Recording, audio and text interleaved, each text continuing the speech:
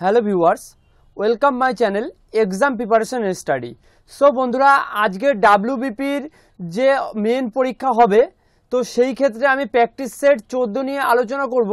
ইতিমধ্যেই আমি 13টি সেট নিয়ে আলোচনা করেছি, তো আজকে 14 নম্বর সেট নিয়ে আলোচনা করব। সিলেবাস অনুযায়ী পশ্চিমবঙ্গ পুলিশের মেন এক্সাম সম্ভাব্য কিছু প্রশ্ন যেগুলো আসার মতো সেরকম প্রশ্ন নিয়ে আজকে আলোচনা করব। তার জন্য তোমাদের প্রথম থেকে লাস্ট অবধি ভিডিওটি দেখতে হবে, কারণ দেখো এই ভিডিওর মধ্যে রয়েছে ম্যাথ, ইংলিশ, তারপর তোমার রয়েছে ম্যাথ, ইংলিশ, জেনারেল সায়েন্স রয়েছে, তার মধ্যে কিছু রয়েছে রিজনিং। তো আর সম্পূর্ণভাবে তোমাদের যে সিলেবাস অনুযায়ী সেরকমভাবেই তোমাদের একটু আলোচনা করব। তো ভিডিওর শুরুতে প্রতিদিনের ন্যায় তোমাদের সিলেবাসটা বলে দিচ্ছি। দেখো সিলেবাসটা যেটি রয়েছে সেটি হলো কি এমসিকিউ অর্থাৎ মাল্টিপল চয়েস কোশ্চেন। এটি হবে তোমাদের সিলেবাসের টাইপ, কোশ্চেন টাইপ অর্থাৎ এক্সাম টাইপ যেটি হবে। আর যেটি রয়েছে সাবজেক্ট সেটা হলো কি general awareness and general knowledge থেকে রয়েছে 25, ইংলিশ থেকে 25, ম্যাথামেটিক্স থেকে 20, রিজনিং বা লজিক্যাল থেকে 15। টোটাল হলো 85 নাম্বারের এক্সাম হবে। আর টোটাল টাইম হচ্ছে কত তোমাদের 1 ঘন্টা। আর এক্সামটা সম্পূর্ণ হবে অফলাইনে, এটা তোমরা জেনে রাখো।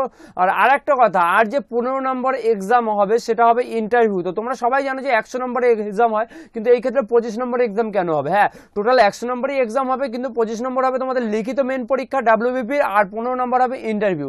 এই ক্ষেত্রে তোমাদের একটা অ্যাডভান্টেজ যেটা রয়ে গেল সেটা হলো কি, তোমরা যদি 85-র মধ্যে দেখা যায় 70 পেয়ে যাও, আর ইন্টারভিউতে হয়তো তোমরা খুবই খারাপ হলো, হয়তো দেখা গেল তোমরা 15-র মধ্যে 2 পেলে, সেই ক্ষেত্রে তোমাদের একটা কোয়ালিফাই হওয়ার সম্ভাবনা রয়েছে এবং অনেকটাই এগিয়ে থাকবে অন্যান্য স্টুডেন্টদের থেকে। তাই জন্য ইন্টারভিউ যে 15 নাম্বার সেটা তোমরা ছেড়ে দাও, 85 যে নাম্বারে এক্সাম সেটার জন্য তোমরা পড়াশুনো করো এবং প্রতিনিয়ত আমাকে ফলো করো। আশা করি অন্যান্য স্টুডেন্টদের থেকে তুমি অনেকটা এগিয়ে থাকবে। তার জন্য বন্ধুরা প্রথম থেকে লাস্ট অব্দি ভিডিওটা দেখতে হবে। তো প্র্যাকটিস সেট 14 নিয়ে দেখো হোম পেজ 14 লেখা রয়েছে এবং 13 নম্বর মানে এখন অব্দি 1 থেকে 13টা সেট আমি দিয়েছি। তো সেই ক্ষেত্রে আজকের ফার্স্ট কোশ্চেন যেটি আছে সেটি কি কোশ্চেন রয়েছে দেখে নাও। ভারতের কোন শহরে 16তম federation cup junior athletics championship 2018 অনুষ্ঠিত হয়েছে? তো একটা কারেন্ট অ্যাফেয়ার্সের প্রশ্ন বা তুমি বলতে পারো জিকের প্রশ্ন, যেহেতু 2018 সালের কোশ্চেন, এই ধরনের প্রশ্ন আসার চান্স খুব রয়েছে। তো সেই ক্ষেত্রে তোমাদের বাছাই করা কিছু প্রশ্ন নিয়ে আজকে আমি হাজির হয়ে গিয়েছি। তো দেখো অপশানগুলো দেখে নাও, মাদুরাই, কোয়েম্বাটুর, ব্যাঙ্গালোর, সুরাট। সেই ক্ষেত্রে সঠিক উত্তর হয়ে যাবে কি তোমার বন্ধুরা কোয়েম্বাটুর হয়ে যাবে তোমার সঠিক উত্তর, যেটা ভারতের 16তম ফেডারেশন কাপ অ্যাথলেটিক্স চ্যাম্পিয়নশিপ হয়েছে। নেক্সট কোশ্চেন চলে যাবো। আজকে নেক্সট কোশ্চেন কি আছে, 1857 সালে মহাবিদ্রোহে কার অজানা ছিল অর্থাৎ কার মৃত্যু অজানা ছিল? এর মধ্যে 3 জনের মৃত্যু হয়েছিল, আমরা নিশ্চিত ছিলাম। শুধুমাত্র একজনের মৃত্যু হয়নি, মানে হয়েছিল কি হয়নি সেটা নিয়ে আমাদের সন্দেহ ছিল। তিনি কে? তো তাতিয়া টোপি, নানা সাহেব, ঝাঁসি রানী লক্ষ্মীবাই, বাহাদুর শাহ। তো সঠিক উত্তর হয়ে যাবে কি নানা সাহেবের মৃত্যু অজানা ছিল। তাতিয়া টুপি এটা জানা ছিল, ঝাঁসি রানী এবং বাহাদুর শাহ তিনটেই জানা ছিল, শুধুমাত্র নানা সাহেব বাদে, অর্থাৎ অপশন বি হয়ে যাবে এর সঠিক উত্তর। তারপরে কোশ্চেন চলে যাব। তারপরে কি কোশ্চেন আছে দেখে নাও নেক্সট। উত্তর ভারতের সমভূমি মৃত্তিকা কোন পদ্ধতিতে গঠিত হয়েছে? ডিগ্রেডেশন, কি আছে, অ্যাডমিটেশন, অ্যাগ্রিগেটেশন, ইলুশন। তো সঠিক উত্তর হয়ে যাবে কি উত্তর ভারত বলতে তোমাদের কি বোঝাচ্ছে দেখো, তোমার উত্তর ভারত বলতে সাউথ তোমার দক্ষিণে, তো সেই দিকে তোমার সাউথে বোঝা যাচ্ছে না, কিন্তু এটা তোমরা অবশ্যই জেনে রাখো। তো দক্ষিণ কি বলেছে এখানে, উত্তর ভারত যেহেতু বলেছে, তো সেই ক্ষেত্রে তোমার উত্তর ভারতের যে সমভূমি সেটা তোমার নর্মালি তোমার অ্যাগ্রেডেশন যে প্রকল্প রয়েছে, অ্যাগ্রেডেশন যে মৃত্তিকা রয়েছে, যে পদ্ধতি রয়েছে, তো ভৌগোলিক ভাষায় যে পদ্ধতি বলা হয় অ্যাগ্রেডেশন, সেটি হয়ে যাবে সঠিক উত্তর। উত্তর ভারতের সমভূমি যেটা উত্তর ভারতের যে মৃত্তিকা গঠিত হয়েছে সেটা কিসে? অ্যাগ্রেডেশন। নেক্সট কোশ্চেন চলে যাব। আজকের নেক্সট কোশ্চেন কি আছে, প্রথম কোন ভারতীয় মহিলা বক্সার কমনওয়েলথ গেমস 2018-তে স্বর্ণপদক জয়লাভ করেছে? কারণ দেখো কমনওয়েলথ, তারপর তোমার ফিফা বিশ্বকাপ, তারপর তোমার এশিয়া কাপ, তারপর তোমার যে বিভিন্ন রকম যে তোমার 4 বছর অন্তর অলিম্পিক খেলা হয়, সেখান থেকে বিভিন্ন রকম প্রশ্ন, তো এই ধরনের প্রশ্ন প্রচুর পরিমাণে আসে। তো এই ক্ষেত্রে 2018 সালে যে স্বর্ণপদক সর্বপ্রথম জিতেছিলেন তার নাম কি? তো অপশনগুলো দেখলাম, সরাজুবালা দেবী, সরিতা দেবী, মেরি কম, পিঙ্কি জারা। তো সঠিক উত্তর হয়ে যাবে কি মেরি কম হবে সঠিক উত্তর। নেক্সট কোশ্চেন চলে যাবো। নেক্সট কোশ্চেন কি আছে, স্বাধীনতার পরে ভারতের অর্থনৈতিক সংস্কারগুলির প্রবর্তিত হয়েছিল কোন সরকারের সময়? ভেরি ইম্পর্টেন্ট প্রশ্ন তোমার। এটা হলো তোমার সংবিধানের প্রশ্ন, এই ধরনের প্রশ্ন পরীক্ষা আসাটার খুবই চান্স রয়েছে। তো Janata party, Indira Gandhi party, Rajiv Gandhi party, PV Narasimha Rao. তো সঠিক উত্তর হয়ে যাবে কি সর্বপ্রথম স্বাধীনতার পর অর্থাৎ 1947 সালের পর তোমার সর্বপ্রথম যে অর্থনৈতিক সংস্কারগুলি প্রবর্তিত হয়েছিল সেটা হয়েছিল কি পিভি নরসিংহ রাওয়ের আমলে, অর্থাৎ অপশন ডি 1990 সালে, প্রায় তোমার প্রায় 30 থেকে 35 বছর পরে তোমার সর্বপ্রথম হয়েছিল। তো যাই হোক, নেক্সট কোশ্চেন চলে যাব। নেক্সট কোশ্চেন কি আছে, সম্প্রতির অধিকার মৌলিক আইনটি, অর্থাৎ যে সম্প্রতির অধিকার বলে একটা আইন রয়েছে সেটি মৌলিক অধিকারের আইনে আগে ছিল, কিন্তু সেই আইন থেকে বাতিল করা হয়েছে কোন সরকারের সময়? এটা একটা সংবিধান থেকে প্রশ্ন, ভেরি ইম্পর্টেন্ট প্রশ্ন। তো ইন্দিরা গান্ধী, মোরারজি দেশাই, নরসিংহ রাও, অটল বিহারী বাজপেয়ী। তো সঠিক উত্তর হবে কি মোরারজি দেশাই হয়ে যাবে সঠিক উত্তর। তারপরে কোশ্চেন কি আছে দেখে নাও, কোন দেশে এপ্রিল মাসে বিখ্যাত বিস্কিট যাত্রা জাতীয় উৎসব 2018 হয়েছে? তো অপশনগুলো দেখে নাও, শ্রীলঙ্কা, ইন্দোনেশিয়া, মায়ানমার, নেপাল। তো সঠিক উত্তর হয়ে যাবে কি নেপাল হয়ে যাবে সঠিক উত্তর। তারপরে কোশ্চেন চলে যাব। তারপরে কোশ্চেন কি আছে, দেখো অ্যান্ড্রোসিয়ার গ্রিয়ের পুলজিৎজার পুরস্কার 2018 সালে পেয়েছেন কোন ক্ষেত্রে? তোমরা সবাই জানো সাহিত্যিক ক্ষেত্রে তোমার পুলজিৎজার পুরস্কার দেওয়া হয়, তো সেই তিনি কোন ক্ষেত্রে পেয়েছেন? তো সেটা তোমরা দেখে নাও, উপন্যাস, কবিতা, নাটক, অঙ্কন। তো সেই ক্ষেত্রে তোমার উপন্যাস লেখার জন্য অ্যান্ড্রোসিয়ান গ্রিয়ের, যিনি 2018 সালে পুলিৎজার পুরস্কার পেয়েছেন। ভেরি ভেরি ইম্পর্টেন্ট প্রশ্ন এটি। তারপরে কোশ্চেন চলে যাব। তারপরে ইম্পর্টেন্ট কোশ্চেন কি রয়েছে দেখে নাও, ভারতের কোন শহরটিকে ইলেকট্রনিক সিটি অফ ইন্ডিয়া নামে পরিচিত? এই প্রশ্নটার সঙ্গে আশা করি সবাই পরিচিত, কারণ এই ধরনের প্রশ্ন আগে প্রচুরবার বিভিন্ন রকম কম্পারেটিভ এক্সামে এসেছে। তো সেই ক্ষেত্রে তাও তোমাদের একবার অপশানগুলোর সঙ্গে একবার আলোচনা করে দিয়েছি। দেখো, কলকাতা, মুম্বাই, ব্যাঙ্গালোর, রাজস্থান। তো তোমার ইলেকট্রিক সিটি অফ ইন্ডিয়া বলা হয় রাজস্থানকে, কারণ দেখবে তোমরা রাজস্থানে sorry I am extremely sorry, তো ইলেকট্রিক সিটি বলা হয় কি ব্যাঙ্গালোরকে। দেখো আমি ব্যাঙ্গালোরই বলেছি, কিন্তু রাজস্থান তোমাদের বলে ফেলছি, কারণ দেখো ব্যাঙ্গালোর হয়ে যাবে সঠিক উত্তর। কারণ দেখো ব্যাঙ্গালোরে তোমার ইলেকট্রনিক সিটি, অর্থাৎ ওইখানে খুবই উন্নত হচ্ছে ইলেকট্রনিক্সের দিক থেকে, এবং সর্বাধিক থেকে তোমার ব্যাঙ্গালোর খুবই উন্নত, এটা আশা করি তোমরা সবাই জানো। তো ইলেকট্রনিক সিটি অফ ইন্ডিয়া ব্যাঙ্গালোরকে বলে, এটাও তোমাদের সবারই জানা ছিল। তাও তোমরা না জানো, কারণ এই ধরনের প্রশ্ন খুবই এক্সামে আসার চান্স থাকে, কারণ ইজি কোশ্চেনই মেন এক্সামে আসবে। এই নিয়ে তোমাদের কোনো চাপ নিয়ে পড়াশোনা করার কোনো দরকার নেই। আমাকে প্রতিনিয়ত ফলো করো, এবং আমি যে টিপসগুলো দিচ্ছি সেগুলো যদি তুমি প্রতিনিয়ত ফলো করো, তুমি অনেকটা অ্যাডভান্টেজ পেয়ে যাবে অন্যান্য স্টুডেন্টদের থেকে।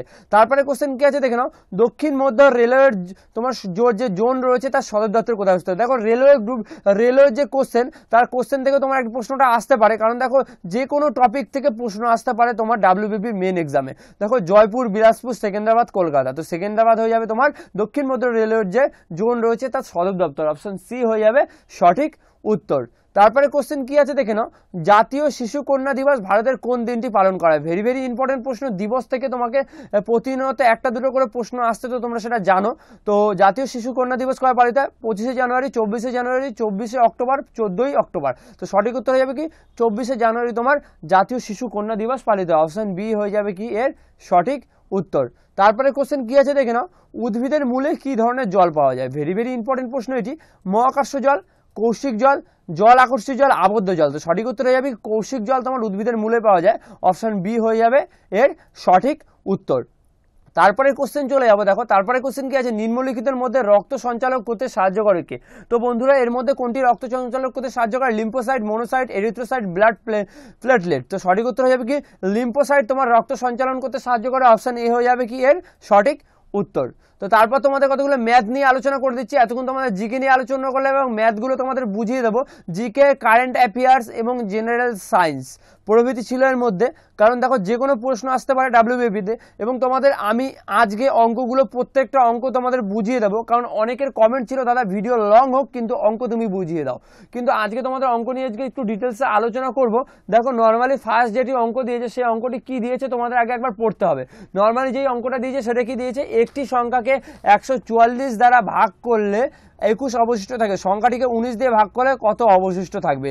এই ধরনের অঙ্কগুলো খুবই ইজি হয়, এবং এইগুলো অঙ্কগুলো খুব শর্ট প্রসেসে করতে হয়, এটাও তোমরা জেনে রাখো। তো এই অঙ্কটা কেমনভাবে করবে সেটা তোমাদের আমি বলে দিচ্ছি, কারণ এই ধরনের অঙ্কগুলো তোমাদের কি করে করতে হয় সেটাও আমি তোমাদের বলে দেবো। নর্মালি এখানে কি বলেছে দেখো প্রথমে তোমরা কি করবে, 19 দিয়ে তোমরা টোটাল 21কে ভাগ করে দেবে। তো এই ক্ষেত্রে তোমাদের 19 একে 19, তো টোটাল যেটা অবশিষ্ট থাকছে 2, তো প্রাপ্ত অবশিষ্ট হলো 2। তো এখানে 2 অবশিষ্ট থাকছে, তো সেই ক্ষেত্রে তোমাদের 2 হয়ে যাবে সঠিক উত্তর। তো 19 দিয়ে তোমার 21কে তোমার যদি তোমরা ভাগ করো সেই ক্ষেত্রে তোমার অবশিষ্ট 2 থাকছে, তো সেই ক্ষেত্রে তোমার নর্মালি 2 বেরিয়ে যাচ্ছে, তো 2 হয়ে যাবে এক চান্সে। এই ধরনের অঙ্কগুলো খুবই ইজি প্রসেসে করতে হয় এবং তাড়াতাড়ি করে করতে হয়, কারণ টাইম খুবই কম থাকে এবং অফলাইনে এক্সামে আরও টাইম কম পাওয়া যায়, কারণ তোমরা যারা যারা অফলাইনে এক্সাম দিয়েছো ইতিমধ্যে সেটা তোমরা অবশ্যই জানো। তো এটা সঠিক উত্তর হবে কি বি, এবং ব্র্যাকেটে তোমাদের 2 লিখে দিলাম। তো অঙ্কটা কীভাবে করতে হয়, নর্মালি তোমরা যদি 19কে 21 দিয়ে ভাগ করো সেই ক্ষেত্রে তোমাদের 19 19 2 অবশিষ্ট থাকছে, তো 2 অবশিষ্ট থাকবে, তো সেই ক্ষেত্রে তোমাদের সঠিক উত্তর হয়ে যাবে কি 2। নেক্সট কোশ্চেন চলে যাবো। নেক্সট কোশ্চেন কি আছে দেখো, বরুণ এবং কপিলার বর্তমান বয়সের সমষ্টি 42 বছর। 5 বছর পর তাদের বয়সের অনুপাত 15:11, তার কপিলের বর্তমান বয়স কত? কারণ দেখো এই ধরনের অনুপাতের অঙ্ক খুবই আসে, তাও অপশানগুলো আগে দেখে নাও, 17, 24, 25, 22। তো নর্মালি এই অঙ্কগুলো কিভাবে করতে হয় তোমাদের একবার বলে দিচ্ছি, দেখো খুবই ইজি অঙ্ক এবং খুবই এক লাইনের অঙ্ক, মানে খুবই ইজিভাবে শর্ট প্রসেসে অঙ্কগুলো করতে হবে। তো নর্মালি তোমাদের যেটা করতে হবে সেটা তোমাদের আমি বলে দিচ্ছি, দেখো নর্মালি যেটি করতে হবে, প্রথমে তোমার কপিলের বয়স ধরে নিতে হবে। তো ধরি কপিলের বয়স তোমার এক্স বছর, এটা হলো তোমার কপিলের বয়স। তোমরা একটু খাতায় নোট ডাউন করে নেবে, এখানে বুঝতে একটু অসুবিধা হবে, লিখতে আমার একটু সমস্যা হচ্ছে। তো সেই ক্ষেত্রে এখানে কপিলের বয়স এক্স বছর ধরলে তখন বরুণের বয়স হয়ে যাবে তোমার কি 42 মাইনাস এক্স বছর, এটা হয়ে যাবে কি বরুণের তোমার বয়স।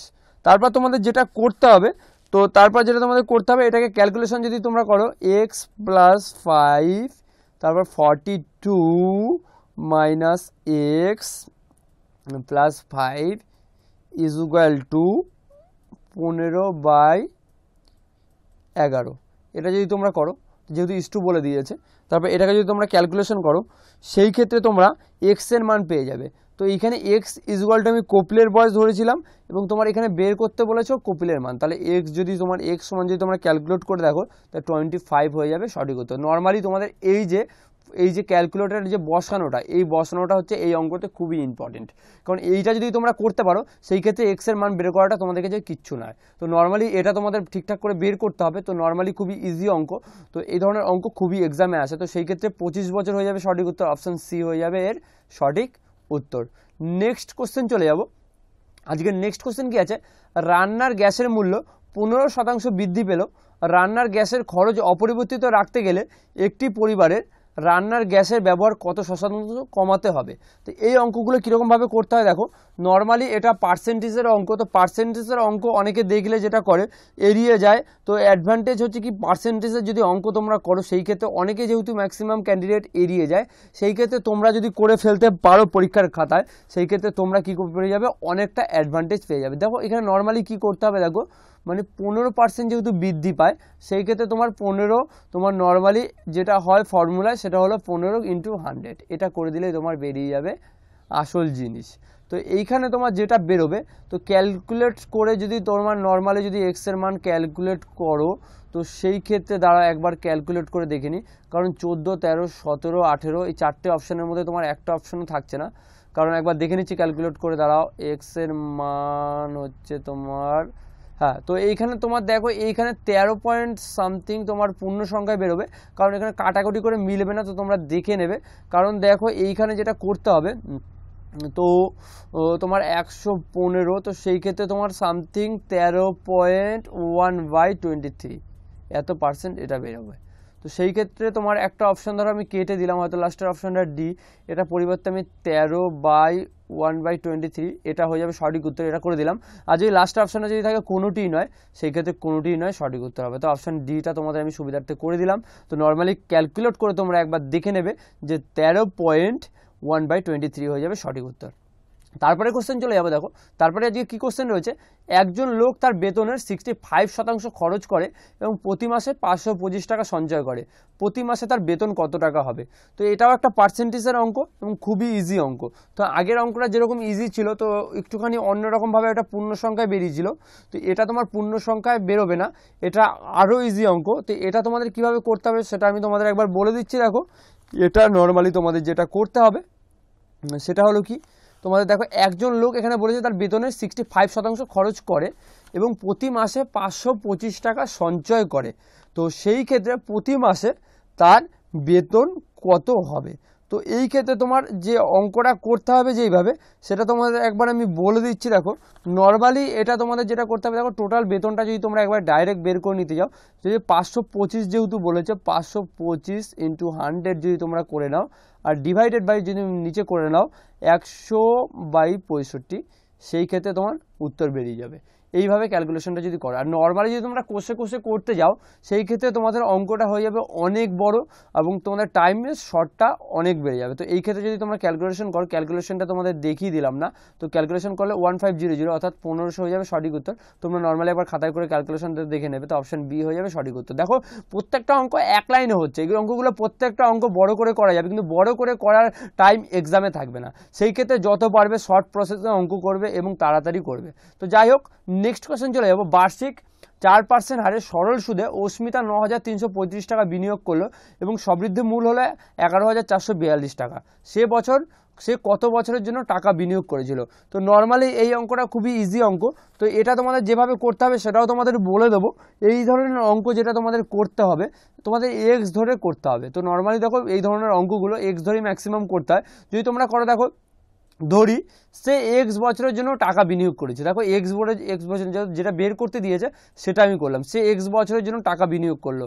তা সুতরাং তোমাদের যেটা বের করতে হবে সেটা কি করতে হবে, দেখো তোমরা যদি এরকম করে দাও 11442 এরকম যদি ক্যালকুলেশনে সাজাও, সেই ক্ষেত্রে তোমার উত্তরটা বেরিয়ে যাবে 11442 19535। এটাকে যদি তোমরা ফার্স্ট ব্র্যাকেটে রেখে দাও, এটা সমান সমান যদি তোমরা করো, দেখো আমি এক লাইনে ধরছে না বলে আমি নিচে তোমাদের করে দিচ্ছি, এটা সমান সমান যদি তোমরা করো 9535 ইন্টু 4/x/100, আর আগে যেটা রয়েছে এইটা আগে নিয়ে এটা দিয়ে সমান সমানের আগে হচ্ছে এইটা 1142 মাইনাস 9535। এটাকে যদি তোমরা ক্যালকুলেশন করো, এক্স এর মানটা যদি তোমরা বের করতে পারো তো সেটাই হয়ে যাবে সঠিক উত্তর। কারণ দেখো এক্স আমরা ধরেছিলাম, তো সেই ক্ষেত্রে এক্স এর মান যদি তোমরা এখানে করো ক্যালকুলেট করে তোমরা দেখে নেবে 5 বছর হয়ে যাবে। কারণ দেখো ভিডিও লং হয়ে যাচ্ছে বলে তোমাদের শর্টকাট প্রসেসগুলো তোমাদের বলে দিচ্ছি। তো সেই ক্ষেত্রে 5 বছর হয়ে যাবে সঠিক উত্তর, অপশন সি হয়ে যাবে এর সঠিক উত্তর। তারপর দেখো আরেকটা ম্যাথ রয়েছে, কি ম্যাথ রয়েছে, ক্রয় মূল্য অপেক্ষায় নির্ধারিত মূল্য 20% বেশি, নির্ধারিত মূল্যের উপর 20% ছাড় দেওয়া হলো, এর ফলে কি হবে? কোনো লাভ বা ক্ষতি হয়নি, 4% লাভ হবে, 4% ক্ষতি হবে, 2% ক্ষতি হবে। এই অঙ্কটা খুবই ইজি অঙ্ক। তো নর্মালি এটা যেভাবে করতে হবে সেটা তোমাদের একবার বলে দিচ্ছি। দেখো এই অঙ্কটা তোমাদের একদম শর্টকাট প্রসেসে করতে হবে, কারণ দেখো এই অঙ্কটার উত্তর কত বেরোবে সেটাও তোমাদের একবার বলে দেবো। কারণ দেখো এখানে কি বলেছে, ক্রয় মূল্য অপেক্ষা নির্ধারিত মূল্য 20% বেশি এবং নির্ধারিত মূল্যের উপর 20% ছাড় দেওয়া হলো। এবার 20% বেশি হলে 20% ছাড় দিলে কোনো লাভ বা ক্ষতি হবে না, না এই উত্তরটা কিন্তু একদম হবে না। কারণ দেখো এই ধরনের অঙ্কই কিন্তু তোমরা যেটা গুলিয়ে ফেলবে, হট করে বলবে যে 20% ছাড়, তো 20% মূল্যের উপর ছাড় মানে হলো কোনো লাভ বা ক্ষতি হবে না, অপশন এ টুক করে রাইট দিয়ে দেবে, কিন্তু নয়, এই উত্তরটা হবে না।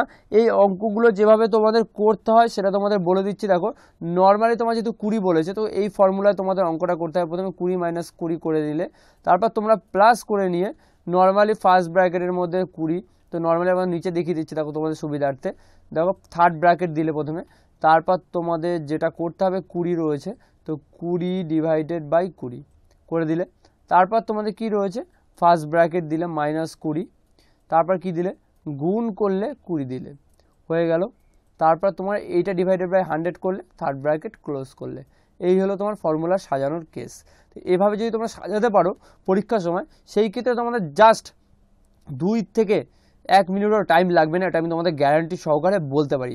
তো নর্মালি তোমাদের এটা যদি তোমার বের করো, সেই ক্ষেত্রে তোমাদের -4 উত্তর হয়ে যাবে। যেহেতু -4 হবে, তো সেই ক্ষেত্রে তোমাদের অপশান সি হয়ে যাবে সঠিক, মানে +4 হয়ে গেলে সেই ক্ষেত্রে তোমার হতো 4% লাভ, মাইনাস হয়েছে যেহেতু তার জন্য হয়ে যাবে তোমার মাইনাস, অর্থাৎ 4% ক্ষতি, অপশন সি হয়ে যাবে সঠিক উত্তর। এখানে যদি প্লাস হতো সেই ক্ষেত্রে তোমাদের অপশন বি হয়ে যাবে সঠিক উত্তর। তো এই ক্ষেত্রে অপশন সি হয়ে যাবে এর সঠিক উত্তর। দেখো তারপরে কিছু রিজনিং নিয়ে তোমাদের সঙ্গে আলোচনা করবো। ম্যাথ নিয়ে আমি তোমাদের মোটামুটি বোঝানোর চেষ্টা করছি, প্রতিনিয়ত আমি ম্যাথে তোমাদের টিপস দেওয়ার চেষ্টা করছি। তো সেই ক্ষেত্রে তোমরা আশা করি ম্যাথগুলো বুঝতে পেরেছো। কিন্তু এরপরে তোমাদের যেটা আলোচনা করবো সেটা হলো রিজনিং নিয়ে। দেখো রিজনিং নিয়ে তোমাদের কি রয়েছে, তোমার একমাত্র কাকির একমাত্র মেয়ের বাবার একমাত্র দাদার ছেলে কি হবে? তো নর্মালি তুমি নিজেই হবে, তুমি একবার ক্যালকুলেট করে দেখে নেবে, তুমি নিজেই হবে সে। তারপর কি রয়েছে দেখো 122 থেকে 125 হবে, 125 থেকে 128, তো তারপরের সংখ্যাটা কি হবে? তো নর্মালি 100, দেখো এখানে খুবই ইজি, 122 থেকে 125 ডিফারেন্স হলো 3, তারপর 125 থেকে 128 3, তো 128 থেকে তোমার 3 যদি ডিফারেন্স করো সেই ক্ষেত্রে সঠিক উত্তর হয়ে যাবে কি 131, তো এখন বি হয়ে যাবে এর সঠিক উত্তর। তারপরে কোশ্চেন কি আছে দেখে নাও, গতকাল যদি সোমবার হয় তাহলে পরশু দিনের 3 দিন পর কী বার হবে। নর্মালি এই যে তোমার ক্যালেন্ডার সংক্রান্ত যে ধরনের অঙ্ক, এইগুলো তোমার এই ধরনের অঙ্ক আসে। এছাড়াও তোমার যেগুলো আসে হয়তো বলে দিল তোমার যে 1950 সালের 2রা ফেব্রুয়ারি কী বার ছিল, এই ধরনের তোমার ক্যালেন্ডার সংক্রান্ত এই ধরনের অঙ্কগুলো আসে। কিন্তু নর্মালি এই টাইপের অঙ্ক খুবই এক্সামে আসার চান্স রয়েছে, কারণ এটাও তোমার খুবই ভালো ধরনের তোমার জিআই। তো এটা তোমার সঠিক উত্তর তোমরা ক্যালকুলেশন করে দেখে নেবে, রোববার হয়ে যায়, কারণ খুবই ইজি, এগুলো তোমাদের দেখিয়ে দিলাম না। তারপর তোমাদের ইংলিশ সম্বন্ধে একটু বলে দিচ্ছি। দেখো অনেকে ইংলিশ নিয়ে অনেকেই তোমরা চিন্তিত থাকো যে ইংলিশে কী হবে দাদা, ইংলিশে 25 নম্বর রয়েছে, আমরা ইংলিশে একটুখানি অ্যাডভান্টেজ করে দেবো। দেখো নর্মালি ইংলিশ নিয়ে তোমাদের ভাবনা চিন্তা করার কিচ্ছু নেই, কারণ ইংলিশে তোমাদের যারা ইংলিশে পড়তে পারো তারা অনেকটা অ্যাডভান্টেজ পাবে ইংলিশে। কারণ দেখো ইংলিশে নর্মালি তোমাদের প্যারাগ্রাফ তুলে দেবে বা আনসিন, তোমরা যেটাই বলো প্যারাগ্রাফ বা আনসিন তুলে দিয়ে সেখান থেকে নর্মালি তোমার 7 থেকে 8টা কোশ্চেন দিয়ে দেবে, সেই ক্ষেত্রে তোমার 7 থেকে 8 নম্বর পেয়ে যাবে ওখানে। এছাড়া তোমাদের যে প্রশ্নগুলো দেবে, তোমরা যদি 7 থেকে 8টা এমনকি মিনিমাম 10 থেকে 12টা প্রশ্ন ওখানে দেওয়ার সম্ভাবনা রয়েছে। এছাড়া তোমাদের যে প্রশ্নগুলো দেবে সেটা হলো কি দেবে, তোমাদের কিছু দেবে ভয়েস চেঞ্জ, কিছু দেবে ন্যারেশন চেঞ্জ, কিছু দেবে ডিগ্রি চেঞ্জ, আর্টিকেল প্রিপোজিশন কিছু দিতে পারে। এছাড়া তোমাদের যেটা দিতে পারে ট্রু ফলস, তো তোমাদের দেবেই প্যারাগ্রাফের সাহায্যে, যেটা তোমাদের দেবে বা আনসিন যেটা বলছে প্যারাগ্রাফ, ওটা ট্রু ফলস দেবে। এছাড়া যে কোশ্চেনগুলো তোমাদের দেবে সেটা হলো কি দেবে, সেটা হলো তোমাদের যে রয়েছে আর্টিকেল প্রিপোজিশনের সাথে তোমাদের সিমিলার ওয়ার্ড, অর্থাৎ সিমিলার ওয়ার্ড দেবে, কিছু অপোজিট ওয়ার্ড দেবে, মোটামুটি কিছু ফ্রেজাল ভার্ব দেবে, এই সম্বন্ধে ইংলিশের কোশ্চেন থাকবে। তো ইংলিশ নিয়ে তোমাদের অত চিন্তিত হওয়ার কিচ্ছু নেই, ইংলিশে তোমরা পাস করে যাবে, এটা তোমাদের গ্যারান্টি নিয়ে বলতে পারি। আমার টিপসগুলো তোমরা ফলো করো, তোমরা যদি ইংলিশ সম্বন্ধে একটু ধারণা থাকো। এছাড়া তোমরা একটুখানি যে টপিকগুলো বললাম এই টপিকগুলো একটুখানি তোমরা দেখে নেবে, আশা করি তোমরা ইংলিশে তোমাদের আর আটকাবে না। আজকে ছিল এই ভিডিও, আর এই ভিডিওটা যদি পিডিএফ তোমরা ডাউনলোড করতে চাও তাহলে অবশ্যই এই ভিডিও ডেসক্রিপশনে চলে যাও, সেখানে আমি পিডিএফ এর লিঙ্ক দিয়ে দেবো।